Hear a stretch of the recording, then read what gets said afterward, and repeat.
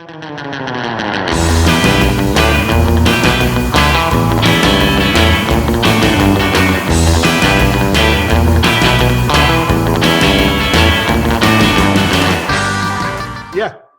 Quick question. Sure. For NearPod, you might have already answered this. Do I join like the free trial, or is there another? No, what if it's something that you want to use, after you go through this, I procured free accounts, full Okay, accounts for perfect. everybody. So what you would do is just send me an email that, yeah, I want to, take part in NearPod. Asia thought that was the best way to go about it rather than overwhelm everybody with just giving them a subscription. Okay, perfect. Thanks. Yeah. And then you'll have all the bells and whistles, that come with NearPod. Have you used it before? No, I've like kind of looked online a little bit and like a little bit of research and thought it was interesting. Yeah. And it's funny because I just noticed it, and then I get this email about your class today, and I'm like, great, let's see what it is. So what I'm going to do is we'll start, because with the way NearPod works, you can lead it as a teacher and take students through it, in a classroom setting, or you can put Okay. it into student paced mode where they can just go Okay. about it on their own. I'm going to take us through in classroom setting, and it's kind of fun because, the first time you do it with the kids, you control their screens when the next slide pops up from your device. So, Okay. like the third graders think it's hilarious, and I go through this whole thing of I'll go back and sit at my desk, and every time I sit down, their screen changes, and, they're all, crazy. And I'm like, what do you mean your screen's changing? And I stand up and I put it back to where it was. And, we go back and forth like that for a few minutes. And finally somebody's like, when you sit down, all of our screens change. And I'm like, wait, you're telling me that somehow my butt controls your screens, and everybody gets a big kick out of, but Yeah. it's fun. There's so many interactive activities that you Okay, can good. add in, and so much content that you can add in. It's really a cool platform. Yeah. All right. I mean, I guess we'll start. So I'm going to do is I'm going to show you a code that you can go to nearpod.com. You can open up a new tab, go to nearpod.com and go through. We'll go through. If as we're going through, you have questions, what we can do is if you want to put them on the chat, and then we'll come back and we'll talk about them. And then I'll show you how to, go about creating your own NearPod. And then also how to they have over 7,500 pre-made lessons. And you can actually go through and put in New Jersey, science, fourth grade, and then pick the strand from the science standards to get lessons. And Chris, I was talking to Asia. If you get a chance, do you use gizmos in your class? Sorry, I'm on my iPhone. You're fine. I did. Okay. If you can look and see, if as we go through this, if you see they have something called PHET, I think it's from University of Colorado. Oh yeah, yeah. Yeah, they're all the simulations. If you Yeah. think those are as good or similar to NearPod, I'm trying to see if we would switch to what NearPod, or if they're similar to gizmos, because if they are, we could switch to NearPod, and then it opens up for social studies to use it, for language arts to use it, for math to use it. Okay. I only use gizmos for one thing. So yeah, the only problem that I always ran into when trying to use the FET was that it wasn't compatible. So like a lot of times the kids couldn't use it. Okay. So I wonder if it runs through NearPod, if it would make a difference. Yeah, so if we could test it out, then that would be fine, because a lot of the those simulations, there are similar ones on Gizmo for sure. Yeah. I do know that. So all right. Okay, so I'm going to share my screen. you can open up a new tab, go to nearpod.com. And when you go to nearpod.com, you'll see there's a place for you to put in a code. And I'll show you that. So let's go to, so when you go to nearpod.com, you'll see that I'm already logged in, but you'll see there's a place for a code, and this is the code that you'll put in if you want to try putting that in. And just give me a thumbs up when you have it in.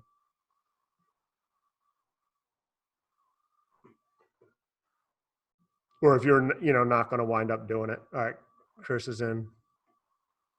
How do I do that and not lose you at the same time? You can just go down to like your taskbar down the bottom and just open up a Google tab, and you'll stay on. Oh, okay. Okay. I'm there. All right. Yeah. So I still see you on video. You just don't see yourself. Okay. I don't see you either. Oh. Yeah. NearPod.com.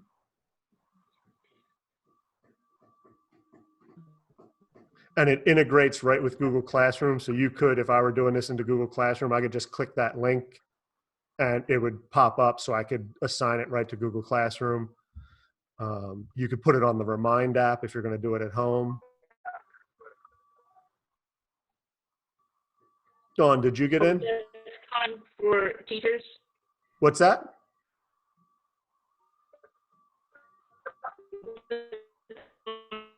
Teachers. NearPod.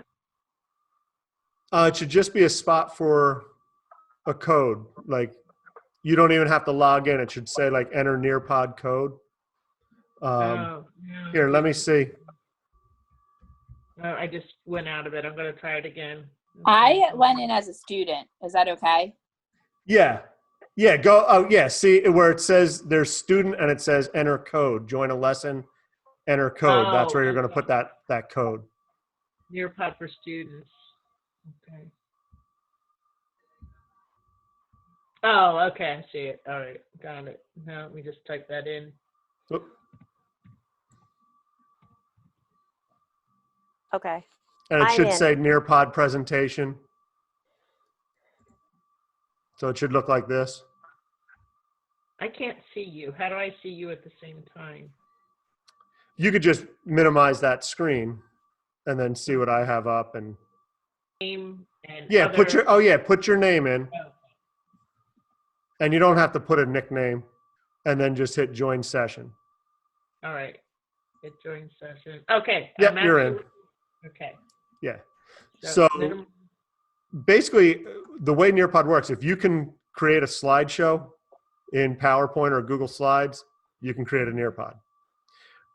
Like I said, I'm going to be moving your screens. So right now it just switched over to take a poll. Okay. Right. So one of the options for activities you can do is take a poll. So I figure we'll take a quick, simple little poll, and it's the food you crave most since the quarantine. And you can pick one of those answers and then just hit submit.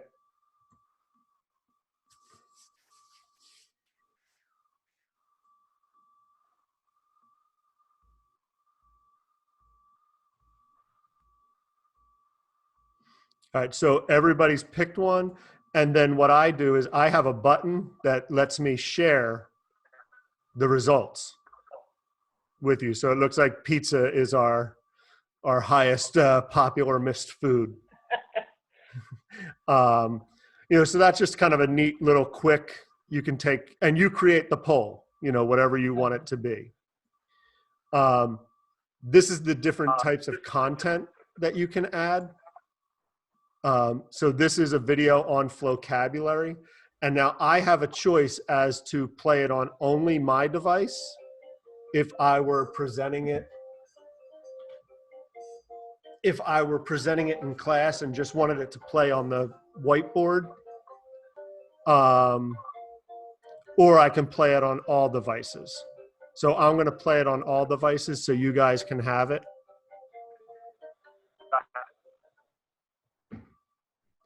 So now you should have control to be able to play. It's just an introduction video to Flowcabulary, what Flowcabulary is. The cool thing is NearPod has all the Flowcabulary content. NearPod bought Flowcabulary, which is Flowcabulary is lessons set to hip hop music.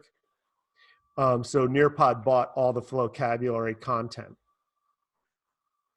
And then you can also add in a website. So you can click and go to Flowcabulary. You can click the link that pops up and it'll take you outside of the NearPod to the Flowcabulary site, you know, where you could, if you wanted to, like, you know, look at some of the lessons. You know, if we were looking at science, there's life science. Chris, that would fit with what you guys are doing. You know, and there are all different lessons there. I'm not going to have you go through it. I'm just kind of, I wanted to show you what you can put into a NearPod. So you can add the PhET simulations. And here's just their website with all the different simulations you could look at.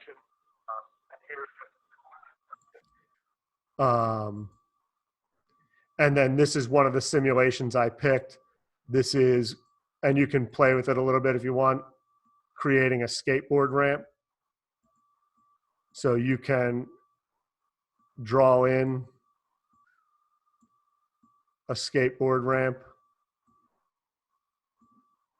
put your skateboarder on it, and you can, if you see up in the, on the right side, you can pick a pie chart, a bar graph, speed, change the mass, change the friction, and it will graph the kinetic potential energy, the thermal energy.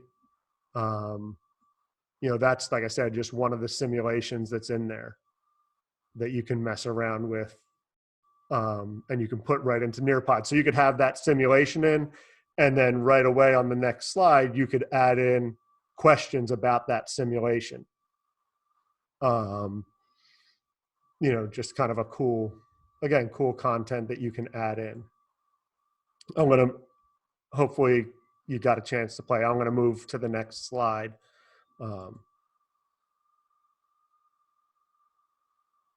So you can also do virtual field trips. So if you look, this will take us, and you can now hold your mouse down and drag and move around in 3D. You know, on this, I think it's a mountaintop in China I put in, or Japan. I think you're on top of Mount Fiji, maybe. But there are a ton of different virtual field trips. Is everybody able to see the content so far? Okay. And again, really cool to put this in and then add questions or some of the activities after this slide. There are also 3D models, a lot of different 3D models, cells, you know, a lot of different ones. The one I picked was, this is the International Space Station. And again, you can rotate it. You can look all around it. You can zoom in on it if you use a wheel on a mouse. You know, you can get really close in, zoom out, and you can look at it from, you know, all dimensions. Lots of different 3D models that are in there as well. BBC videos have a bunch of different videos that you can add in that are directly right on the NearPod site that you can search up. You can introduce any video you want. You can throw YouTube videos in. You can create your own videos and upload them into the NearPod if you chose to. Like if you're using WeVideo, you could create a video, put it into NearPod, ask questions about what happened in your video. This was just, again, you know, we're not going to necessarily watch this whole video, but this was about, I thought it was interesting. It was about 4D building. So it's devices that actually start to build themselves. I still don't quite understand it 100%, but it was an interesting video when I pulled it up and was searching for different content. Again, you can even add audio files in. You can upload PDFs. I am not in any way, shape, or form a math guy. Having a form of dyslexia and dysgraphia, math was not my strong suit. But they have Desmos graphing that you can use. Again, you can create your own videos and throw those in there. So there's content that you can add on your own. And then now we're going to move into the types of activities that they have. This is one more kiddish, but it's called Time to Climb. And, do you guys have on your screen where you select a Time to Climb theme, or is it just me? I haven't done this. It's just me. Okay. Yeah, it's just Okay. you. So, all right. Would you like, Chris, since your mic's unmuted, do you want the Himalayas, space, or underwater as our theme? Underwater. Underwater. Okay. So we'll do underwater. I'm going to click continue. You get to pick a character. So, everybody can pick a character. And then once your players are in, I'll hit start. Or I'm sorry, you hit start once your players are in. So there's Chris, everybody's in. I'll hit my start.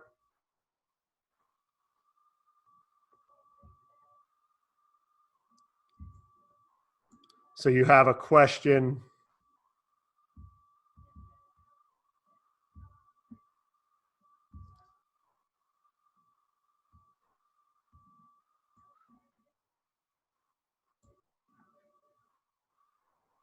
And you'll notice it's counting down a timer.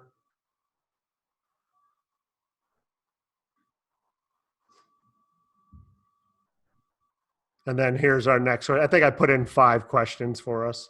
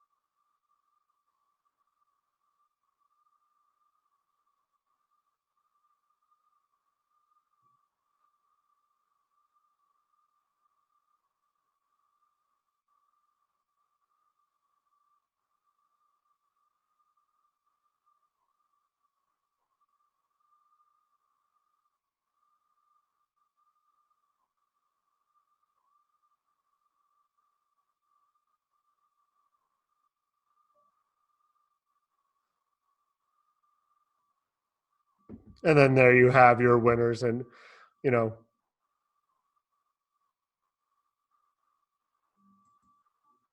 so again, that was, I could see even 6th, 7th, and 8th grade maybe enjoying that little thing too. They even have fill in the blank lesson or questions that you can put in.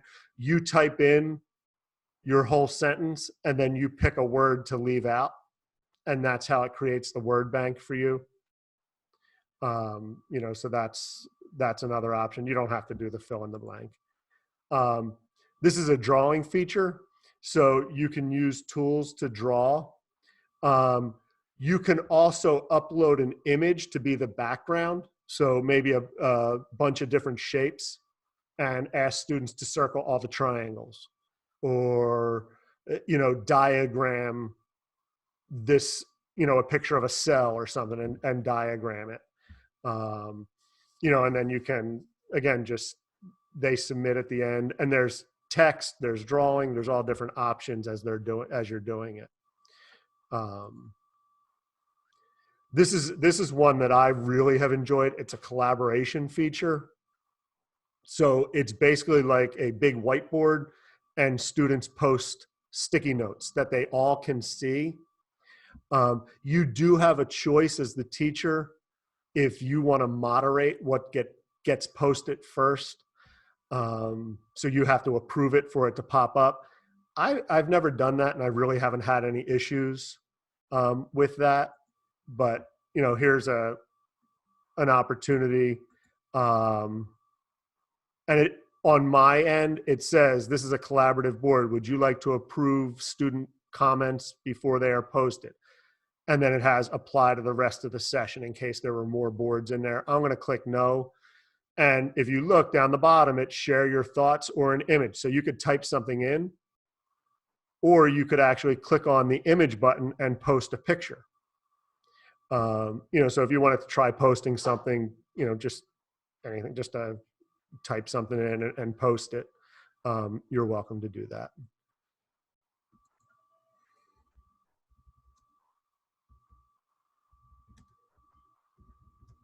And you as the teacher can even post. And then there's little hearts for likes. So if you were trying to vote on something, you could click the hearts to vote. So, I could like Dawn's, little post it there, and she sees that her post is getting some votes. So it's a great way if you're doing some brainstorming to get some ideas out there. All right, I'm going to move to the next. I just have a question on that. Yeah. Do the kids' names pop up by any chance? No, or are they anonymous? So right now, I think I have hide names. So Dawn, do you see is Dawn's name on the one that says thanks for all your help? No. So yeah, so they're anonymous, which is really cool. And that's even when if you put in an open-ended question, the cool thing is you can see everybody's responses on the teacher's side. Okay.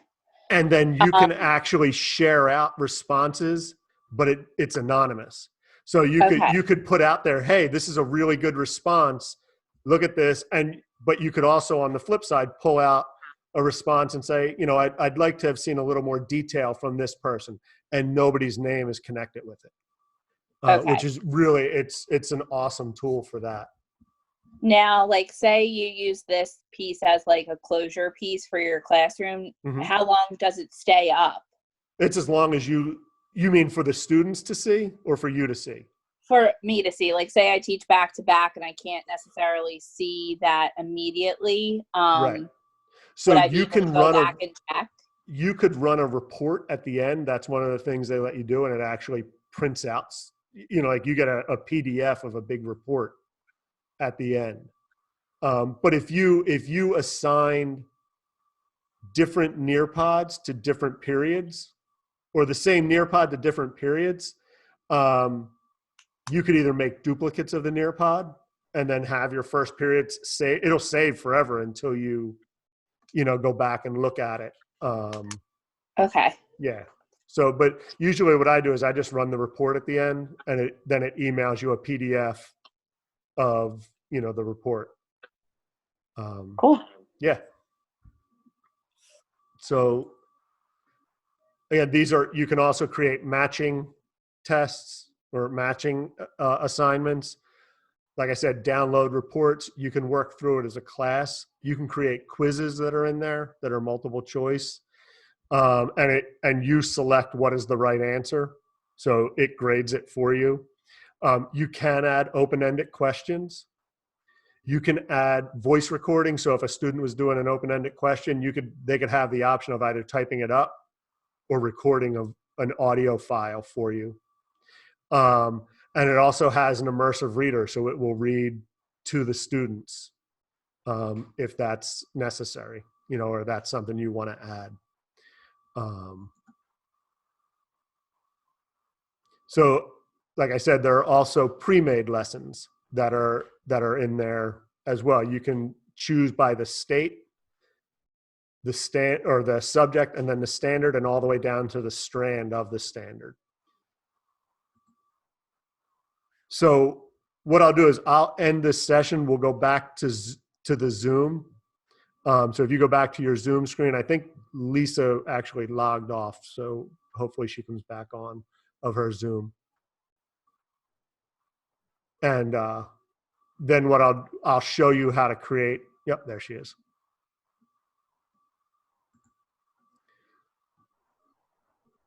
I'll show you how to create lessons or edit the pre-made lessons now. All right, so I'm going to end this session. And so when I ended the session, it says, so when I click on there's a top for NearPod that says reports. So I can email myself a report. So I'm going to click OK on that. And then I'm going to end the session. It says, when you click end the session, it says, are you sure you want to end the session? This will end the session for all students logged in. So it's going to knock everybody out once I do that. So if you, once you're back on Zoom, if you just give me a thumbs up so I know you're back on Zoom and see my screen. Okay. So this is the dashboard for NearPod.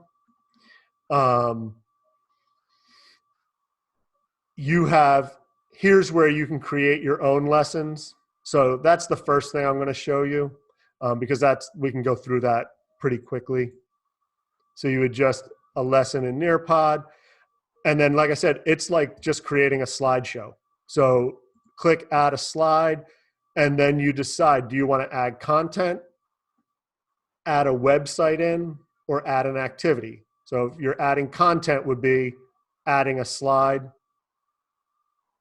a vocabulary video, and what it does is it opens up, here's vocabulary, you can go to current events and add current events. You can go to life skills and all the different life skills that are there. And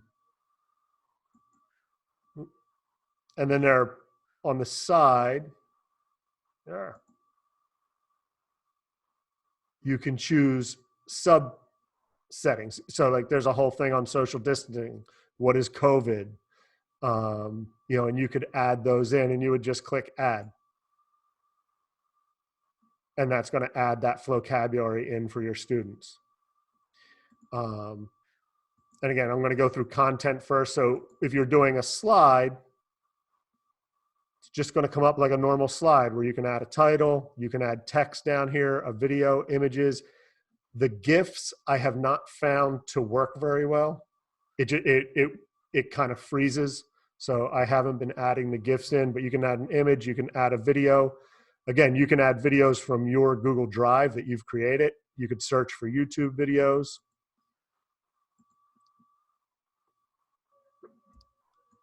In more content, these are the 3D. So like animal cell, and then you can hit preview if you just want to see what it's like, but it allows you to rotate all the way through. The reason I was saying about the gizmos, what this allows for is, they're ancient times. So social studies could go through, and maybe use NearPod as well. Microscopic, influenza virus, different viruses, parts of the human body.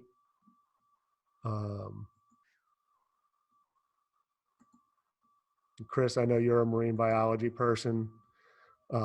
So you can go back and you got the shark.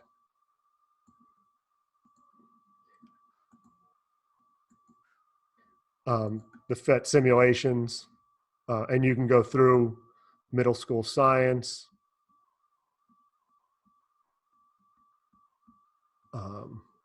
I mean, there are a lot of them here.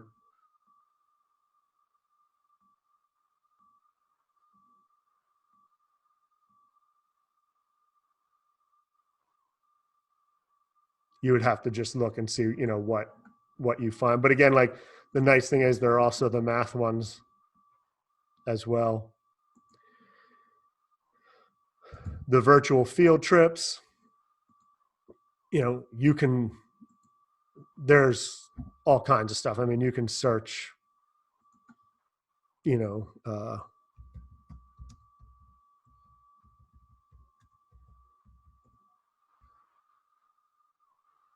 so, you know, Great Barrier Reef, you know, and you have a preview to decide whether that's what you want to add in or not. The Desmos, again, I don't know a whole ton about this, but, you know, lots of math stuff, you know, in here for the Desmos.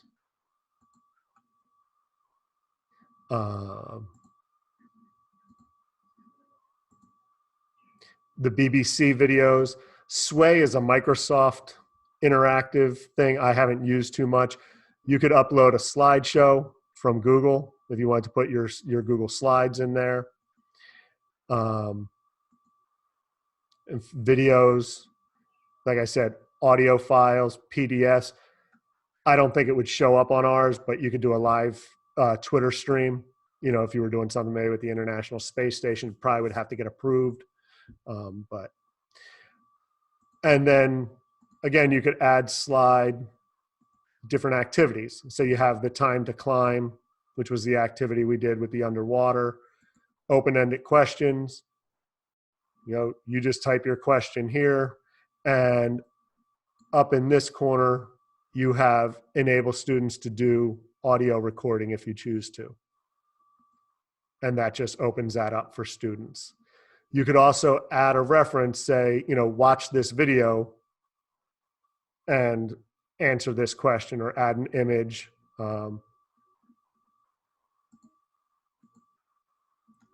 then matching, quizzes. You're basically just putting your question in, putting your answers, and checking which is the right answer. So then, like, again, it grades it for you. And you can add that reference piece in again, a video, an image, anything like that.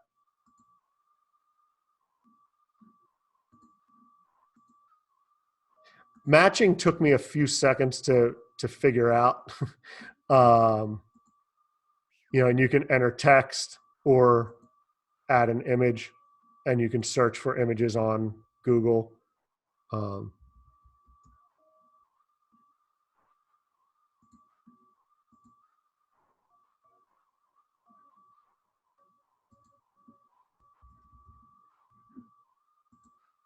You know, so there's the matching. So it could get, I guess, really get, you know, matching to me automatically seemed kind of easy, but you know, I guess it could get kind of complicated.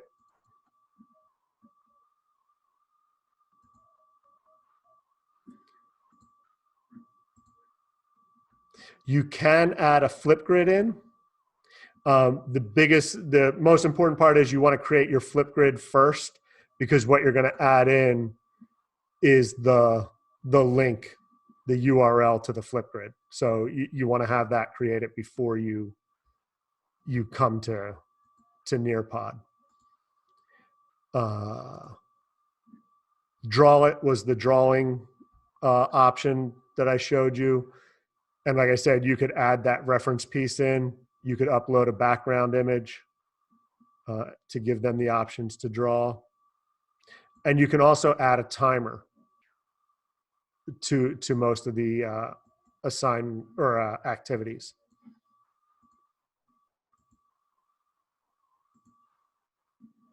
The Collaborate, that was where, like, the whiteboard that we all put our notes on. The poll, and again, you just ask the question and give the different options in the poll.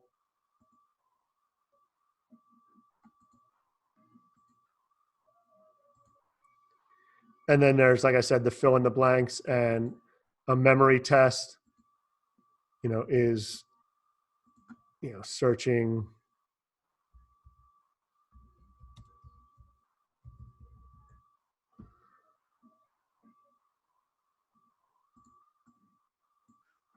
So this would be like a memory game. Um,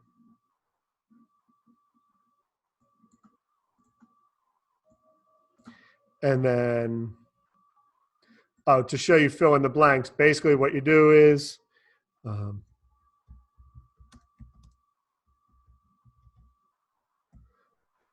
and then once you have all your sentences type in, you're going to click next, and then click on the word to add it to the word bank.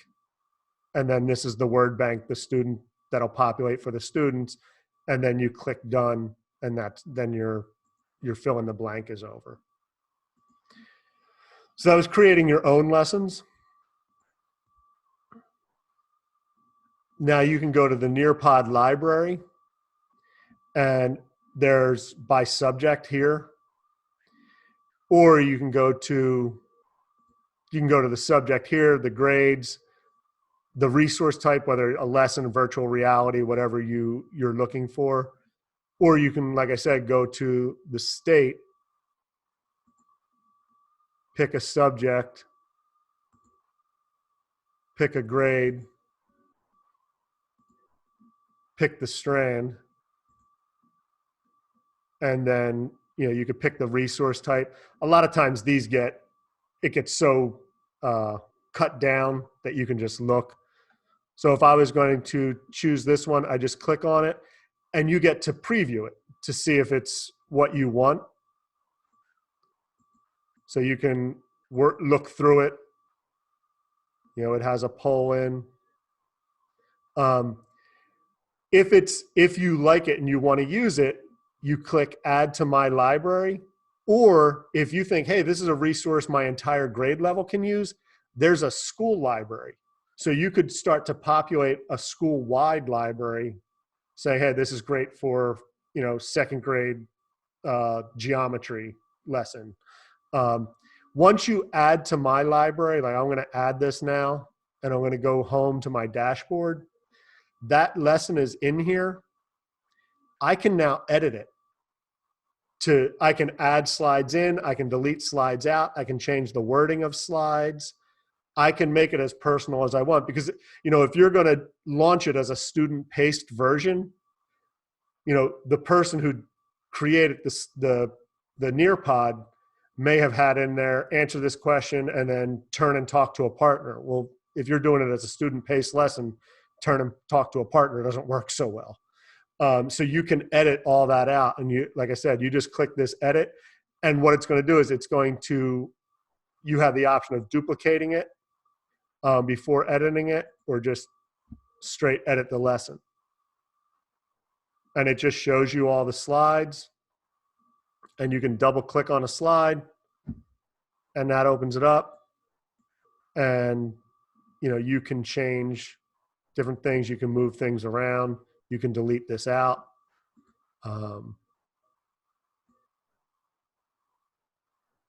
If I wanted to take the quiz and change up the wording of the quiz, I can change it up and then just hit save down the bottom, and it's going to save my edits.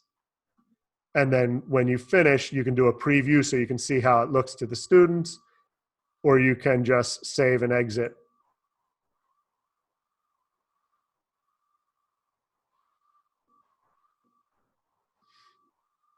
And once it saves, you'll notice my icon and my name pop up on it. So I know that's my lesson that I made.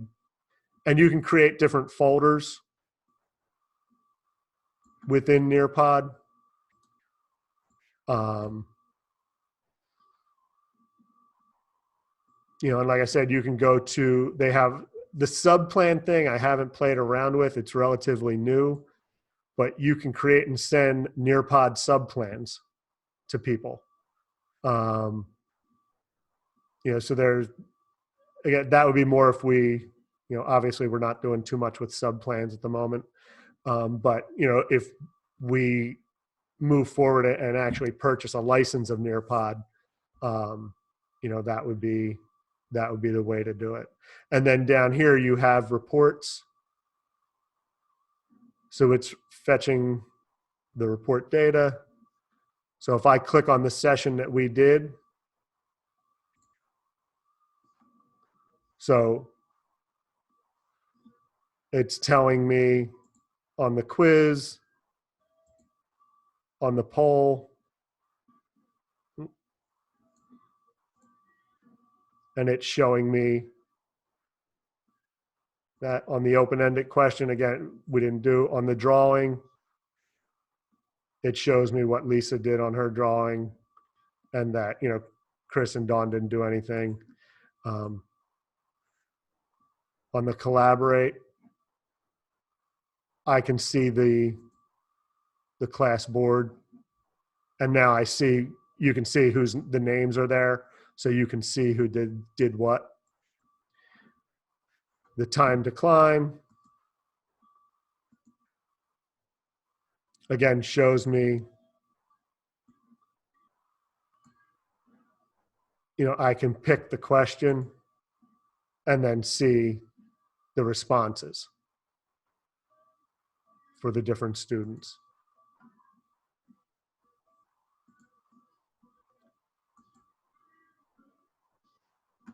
So that's, just an easy way to get the reports for everything that you need. If you guys want to unmute, if you have questions.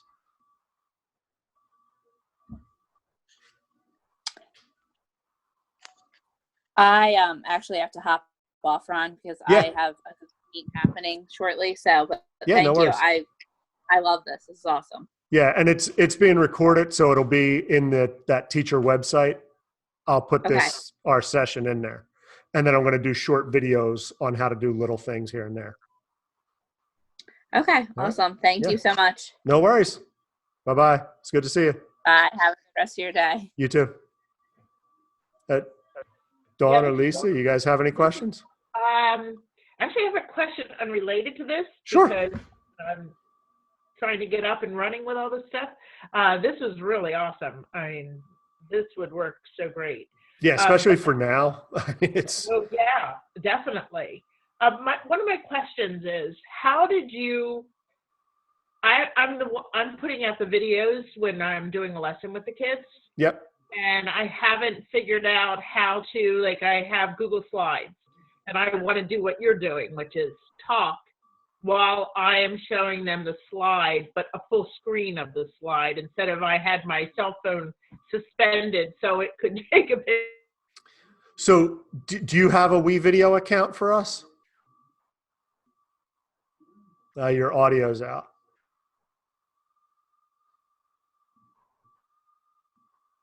I want to come back and stop sharing my screen for a second. Hold on a sec. Oh, there you go. There we go. So do you have a WeVideo account? I don't. And I was starting to look into. So send me an email. Okay. And there I'll get you the code for a paid WeVideo account, because that's how I create all the videos that I do with. You do a screen share and web camera on your laptop, so it films you and films your screen. Oh, and then what it does is when you put it into WeVideo, it just minimizes you up in the corner and then shows your screen. And you have the option when you're in WeVideo to move, your little rectangle. You can make it smaller. You can move it wherever you want on the screen as you're editing your video. Oh, that would be awesome. Okay, I will do that. I'm going to go join Christina on our meet with the kids. That would be fantastic. I'll get hold of you later today. Thank you. Yeah, absolutely. And let me know if you, and tell Christina, send me an email if you want the paid NearPods accounts. The paid NearPod accounts. Yes. Yeah. Okay. Perfect. Yep. Okay, take care. All right. Bye-bye. Bye. I'm finding that